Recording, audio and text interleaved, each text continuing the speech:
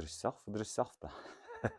Мен өзүмдү эркин журналист деп айтам. Жүздөгөн миллион сомдорду коротуп, ошол 30 000 адамды таза суу менен камсыздай албай отурат да. Ой, айланайындар, бул эмне кылганыңар, бул жерде мындай силер элге кызмат кыласыңарбы же элге душмансыңарбы деген суроону берип койбосом, анда мен эмнеге жүрөм дейм да. Баткендиктер мисалы чүйгө бара турган болсо, чүйдөгү баткендиктердин бардыгы бай. Журналистикада эле эмес, негизи эле турмушта эркиндикти көбүрөөк тандайм. Муну айтпа, муну айт, муну чап. Мен эл эмне десе, ошону айткым келет. Баткендин өрүгү, Баткен элин ачарчылыктан сактаган. Бул өзүнүн элин эле эмес, өзүнүн балдарын, өзүнүн неберелерин тоногон. Мен азыр сурагым келип атат силердин ушу Баткендин чоңдорунанчы. Силер ушул жерде туулгансыңар.